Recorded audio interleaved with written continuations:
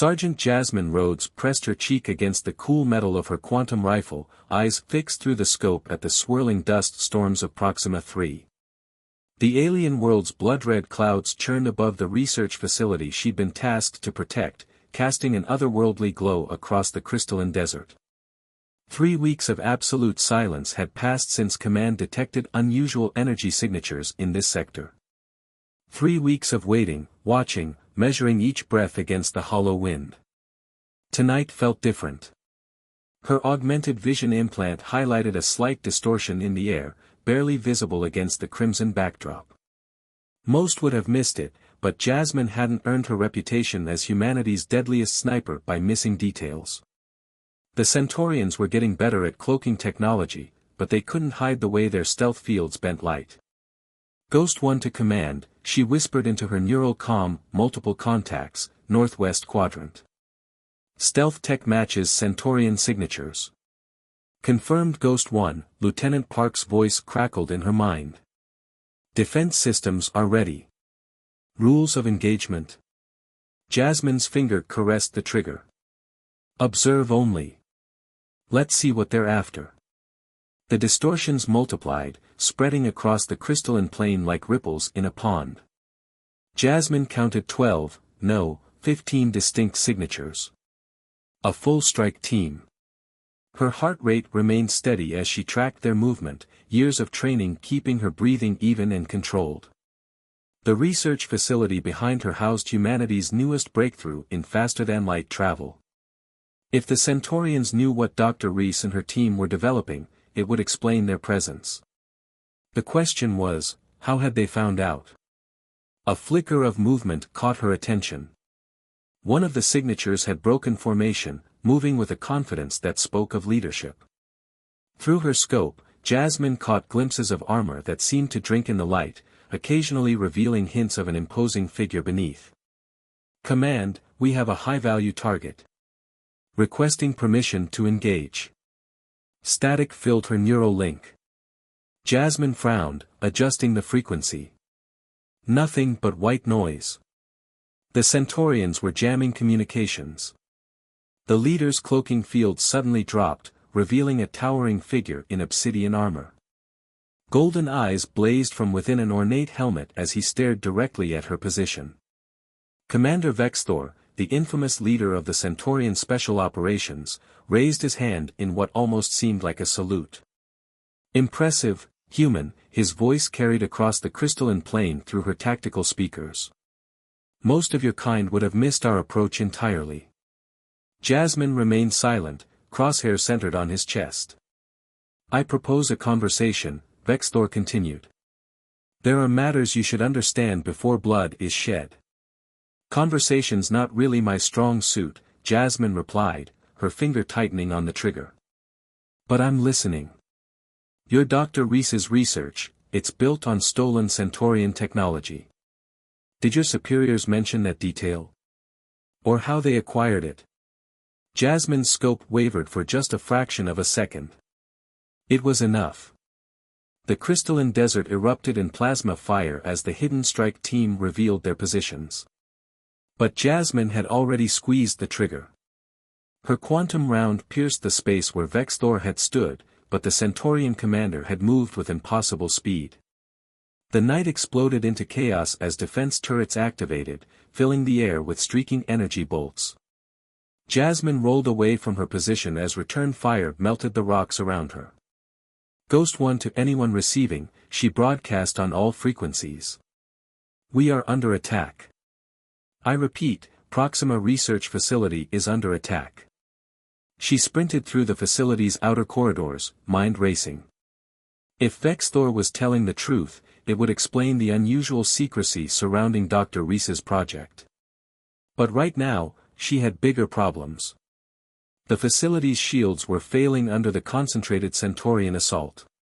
Jasmine reached the central laboratory just as the main doors burst inward.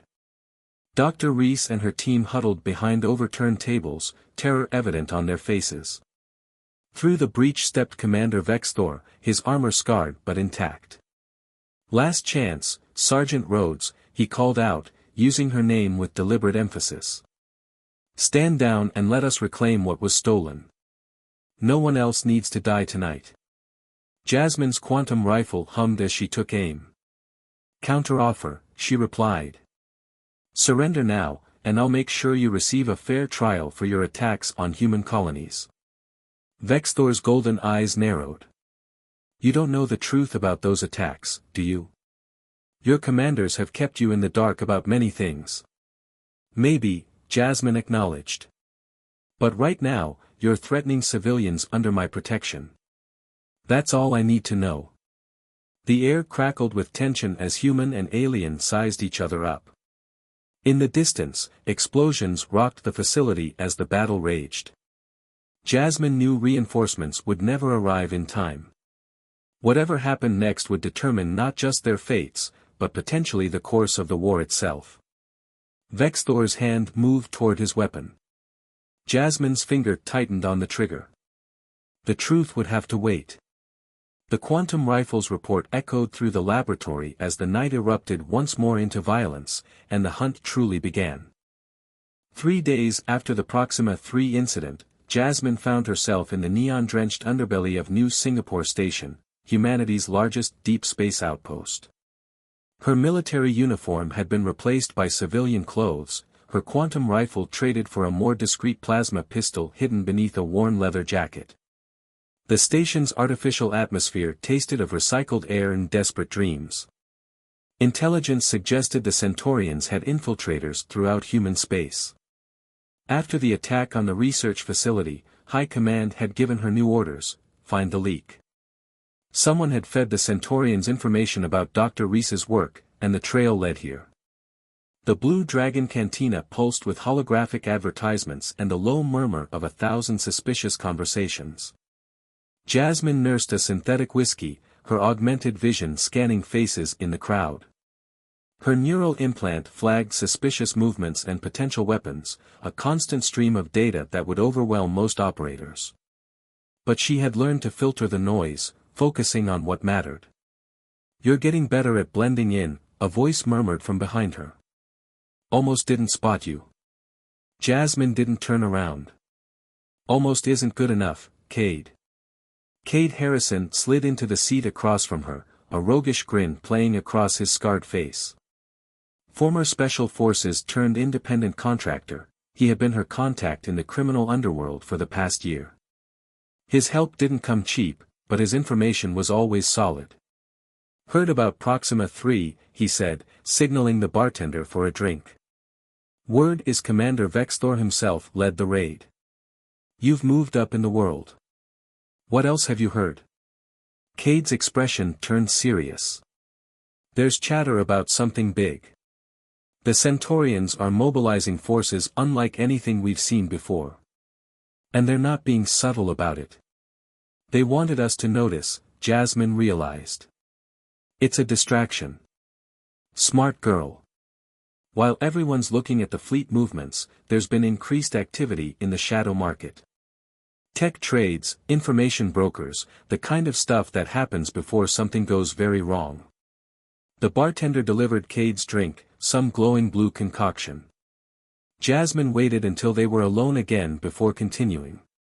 I need names, Cade. Someone gave the Centaurians classified intel about that research facility. Funny you should ask. Cade pulled out a data chip, sliding it across the table. 3 days ago, a human woman made contact with known Centaurian agents. Dr. Laura Nash, theoretical physicist. Currently employed by Frontier Sciences Division. Jasmine's implant immediately flagged the name. Dr. Nash had worked with Dr. Reese on the FTL project before being reassigned 6 months ago. Where is she now? That's the interesting part. She's scheduled to attend a scientific conference here on the station tomorrow. Very public, very secure. If she's going to make another drop, that would be the perfect cover. A commotion near the entrance drew their attention. 3 figures in civilian clothes entered, moving with the too-perfect precision of military training. Their eyes swept the room with mechanical efficiency. We've got company, Cade muttered, casually reaching for his concealed weapon. Not here, Jasmine warned. Too many civilians. She stood slowly, leaving credits on the table. There's a maintenance access tunnel behind the kitchen. Meet me at Safe House 3. The hunters had spotted them. As they moved through the crowd, their cloaking fields flickered to life, rendering them nearly invisible in the strobing lights of the cantina. Jasmine grabbed Cade's arm, pulling him toward the back of the bar. Plasma bolts sizzled past their heads as they burst through the kitchen doors, sending staff scattering. Jasmine's augmented reflexes took over as she vaulted over a counter, drawing her pistol in one fluid motion. Her return fire caught one of the pursuers in the chest, their cloaking field shorting out to reveal Centaurian combat armor. Since when do they operate this deep in human space? Cade shouted, laying down covering fire as they reached the maintenance tunnel. Since they stopped caring about staying hidden. Jasmine slammed her palm against the emergency lockdown panel, heavy blast doors sealing behind them as they sprinted through the narrow corridor. They emerged in a lower level of the station, among cargo containers and loading machinery. Cade led the way through the maze-like storage area, clearly familiar with the layout. The sounds of pursuit echoed through the metal corridors. Safe House is 2 levels up, he panted. But we'll never make it through the main lifts. Jasmine spotted a cargo elevator ahead. We're not taking the main lifts. They reached the elevator just as more plasma fire erupted around them. Jasmine's return shots were precise, forcing their pursuers into cover. Cade worked on the elevator controls, bypassing security protocols. Want to tell me why the Centaurians want you dead this badly? He asked as the elevator lurched into motion. Because I saw something I wasn't supposed to at that research facility, Jasmine replied, reloading her pistol.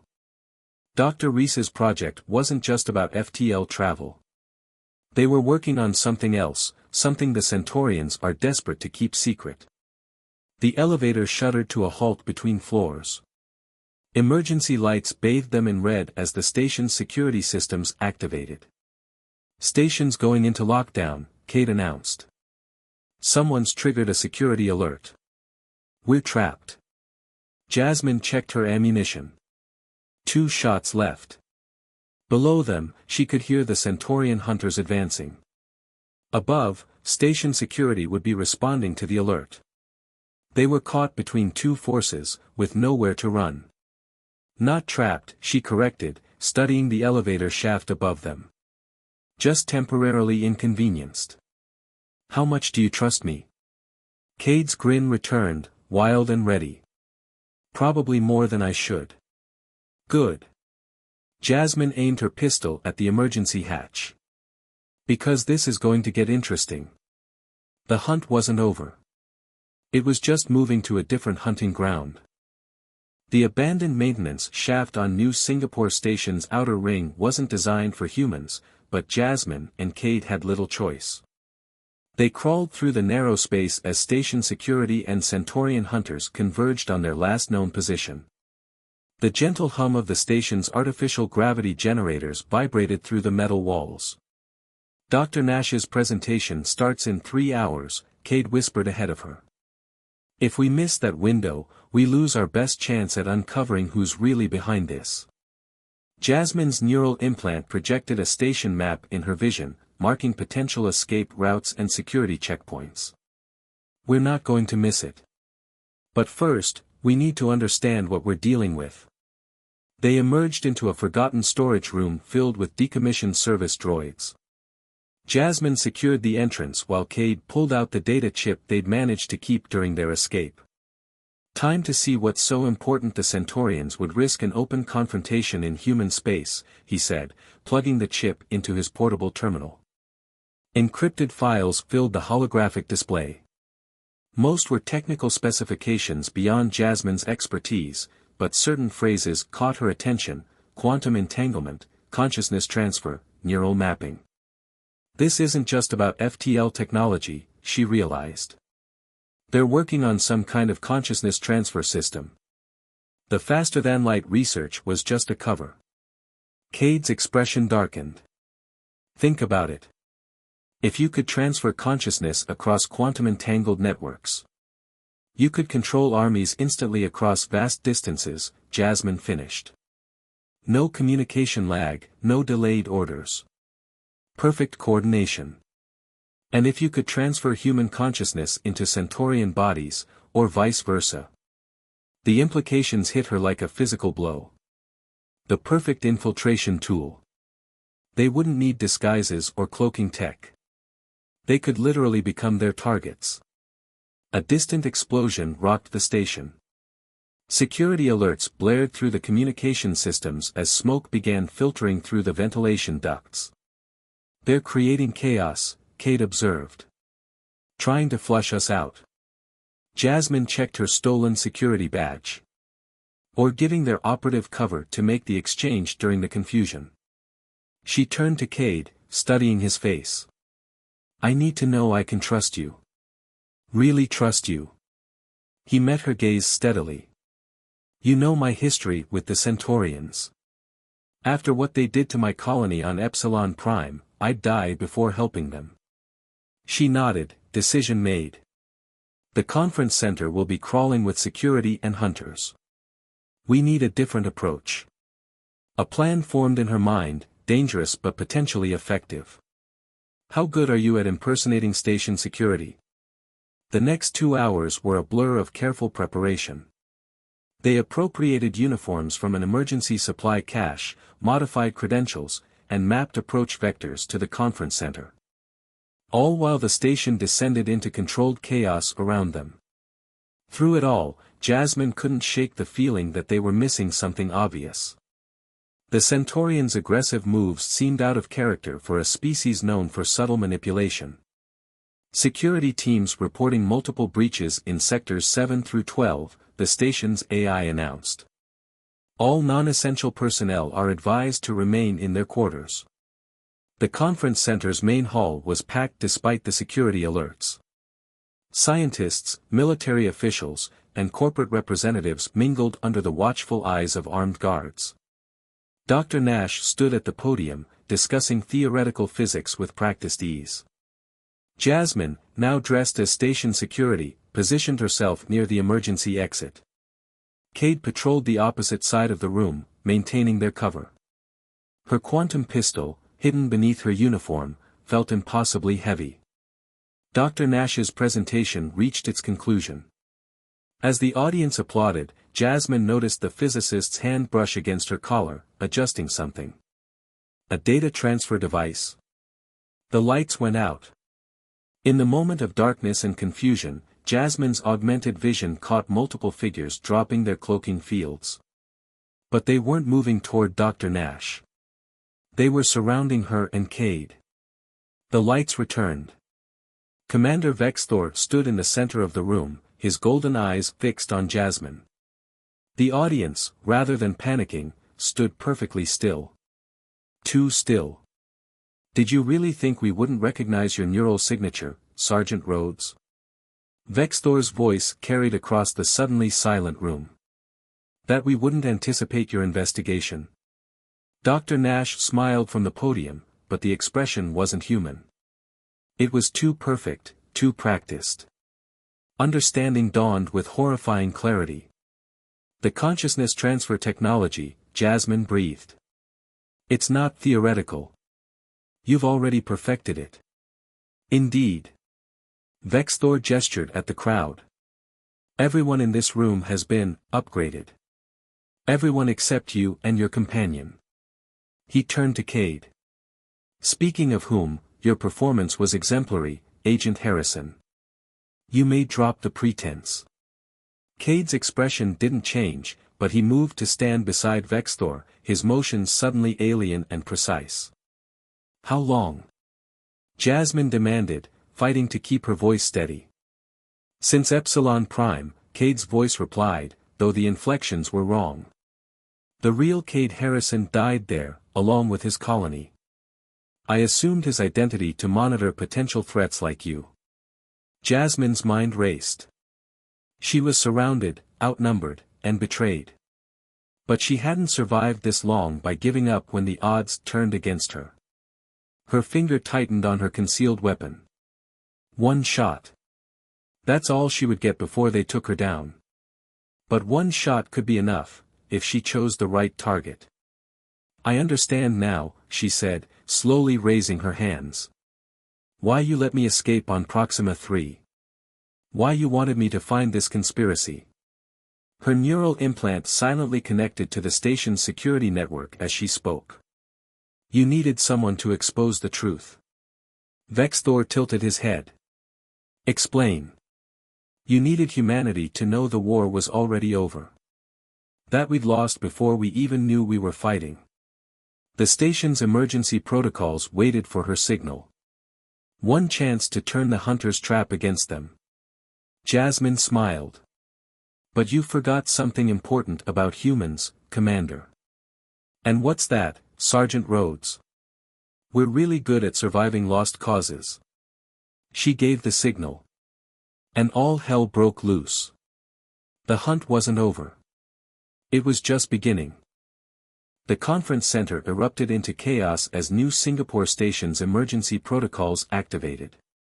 Decontamination foam sprayed from ceiling vents, obscuring vision and disrupting the Centaurians' sophisticated targeting systems. Emergency bulkheads slammed down, separating the room into containment sectors. Jasmine moved the instant the systems activated, her augmented reflexes carrying her into the foam cloud. Her neural implant filtered through the visual noise, highlighting thermal signatures and movement patterns. The upgraded humans in the crowd stood eerily still, their bodies rejecting normal panic responses. It made them easy targets. Her quantum pistol sang, each shot precisely placed. She wasn't trying to kill. With consciousness transfer technology, death meant little to these hybrids. Instead, she targeted mobility, severing neural connections that the alien consciousness needed to maintain control. Clever, Vexthor's voice carried through the chaos. But futile. The process cannot be reversed, Sergeant. These bodies are already lost. A figure lunged through the foam, Cade's body, moving with inhuman speed. Jasmine ducked under his attack, her heart aching at the familiar face twisted into an alien expression. The real Cade was long dead, she reminded herself. This was just a puppet wearing his skin. The station's quantum communications array, the thing wearing Cade's face said. You're trying to broadcast the truth to the entire human fleet. We can't allow that. Jasmine's next shot caught him in the shoulder, spinning him back. You already showed your hand, Commander. If you could stop me, you would have done it already. She broke into a run, heading for the maintenance tunnels. Her neural implant connected to the station's systems, flooding her consciousness with data streams. The Centaurians had compromised most of the command functions, but they'd missed something in their calculations, human ingenuity. The station's service robots, deemed too primitive to bother controlling, responded to her override codes. Hundreds of mechanical assistants activated throughout the station, creating chaos in vital systems. Life support fluctuated. Gravity shifted unpredictably. Power surged and failed in random patterns. Behind her, she heard Vexthor barking orders in his native tongue. The hybrid soldiers moved with perfect coordination, but they were hampered by the station's increasingly erratic behavior. They had become too dependent on their superior technology, forgetting the human ability to embrace chaos. Jasmine reached the quantum communications array's control room.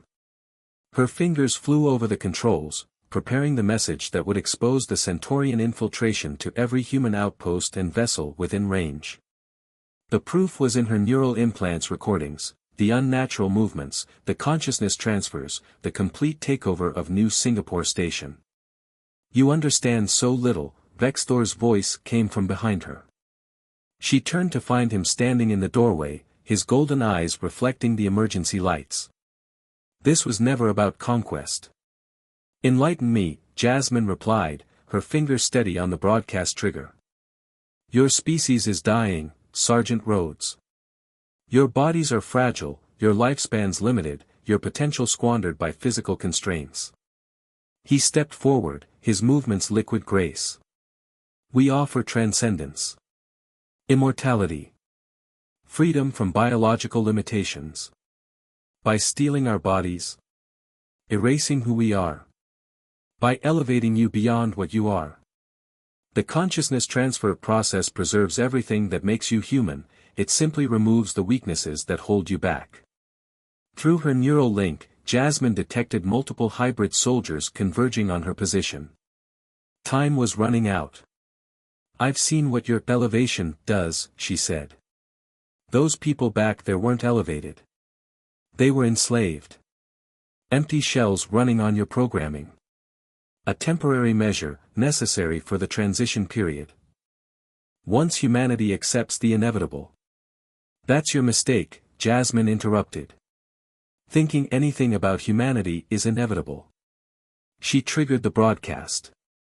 But she also triggered something else, a feedback pulse through her neural implant, designed to disrupt the quantum entanglement holding the transferred consciousnesses in place.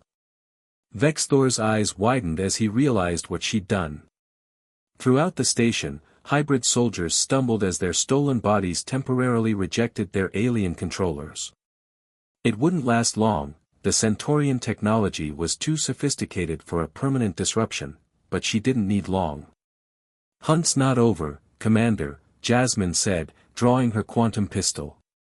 But the rules just changed. The control room dissolved into a blur of motion as Vexthor launched himself at her.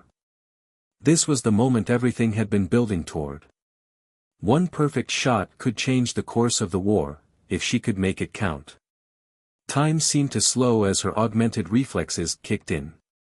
In that stretched moment, she saw everything with crystal clarity, the trajectory of Vexthor's attack, the positions of the recovering hybrid soldiers, the station systems responding to her commands. She had one chance to get this right. One shot to make everything count. Jasmine breathed out slowly and squeezed the trigger. The hunt would end here, one way or another. The quantum round passed through the space where Vexthor's head had been a millisecond earlier, but Jasmine had anticipated his dodge. The shot continued on its real target, the station's primary quantum entanglement hub. The delicate machinery exploded in a shower of sparks and exotic particles.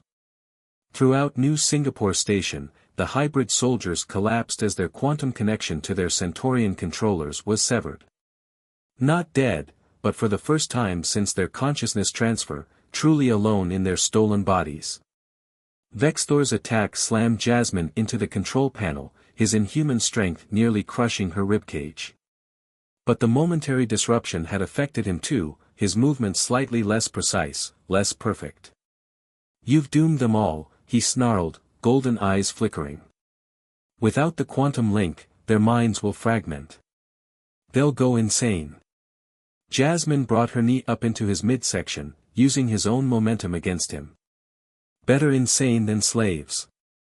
But then, you wouldn't understand that, would you? She rolled away as his armored fist cratered the floor where she'd been. Her neural implant was screaming warnings, multiple system failures throughout the station, life support failing in several sectors, artificial gravity becoming dangerously unstable.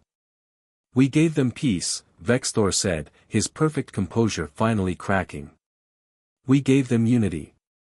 No more war, no more suffering, no more chaos. You gave them a cage. Jasmine's quantum pistol was empty, but she had one more weapon, truth. That's why you really came to human space, isn't it? Your own people rejected the consciousness transfer program. His hesitation told her she'd hit the mark. How many of your own people did you elevate before they stopped you? How many Centaurian bodies are lying in stasis somewhere, their original consciousness replaced by your loyal followers? We did what was necessary, Vexthor growled. Biological life is a dead end. Individual consciousness is a limitation to be overcome. We offer transcendence. You offer extinction. Jasmine's hand found a loose piece of machinery. Our chaos, our individuality, our messiness, that's not our weakness. It's our strength. She hurled the machinery at the window overlooking space. The reinforced glass cracked, not enough to breach, but enough to trigger the emergency containment protocols. Magnetized blast shields began closing over the windows. Vexthor lunged for her again, but the artificial gravity chose that moment to fluctuate. They both went weightless. Jasmine used her zero-G combat training, pushing off the ceiling to avoid his grasp. "Your broadcast changes nothing," he said, adjusting to the lack of gravity with fluid grace. "The consciousness transfer technology still exists. Others will continue our work. Maybe." Jasmine reached the secondary control panel. "But they'll have to do it without you." Her neural implant connected to the station's final emergency system, the one even the Centaurians hadn't thought to override. After all, what use was a self-destruct system in a station you wanted to capture? "You would die to stop us." Vexthor's golden eyes studied her with something almost like admiration. "No." Jasmine smiled.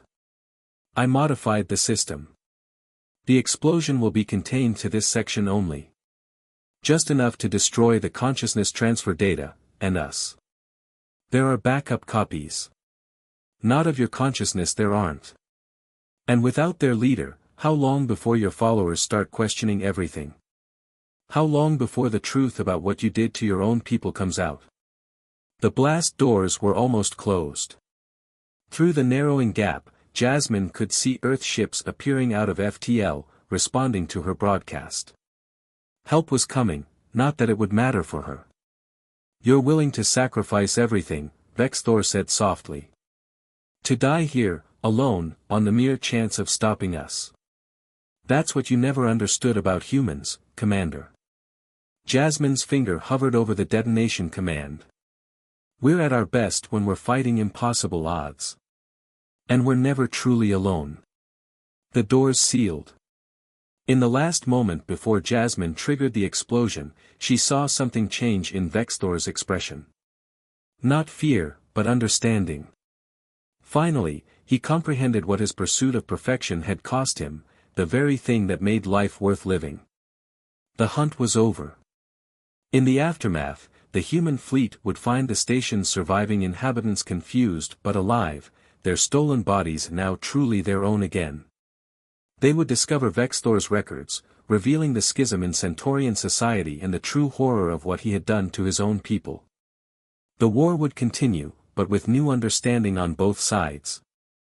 And in the debris field that was once the station's command sector, they would find two bodies, human and Centaurian, hunter and hunted, forever preserved in their final moment of perfect, chaotic truth. Some would call Sergeant Jasmine Rhodes a hero.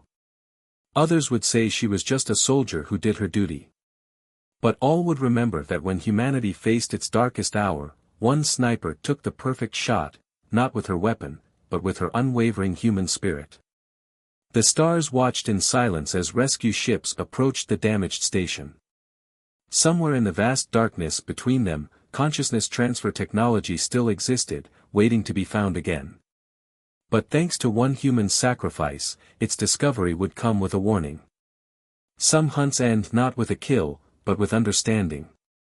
And some victories are won not by becoming perfect, but by remaining imperfect, gloriously human, and free.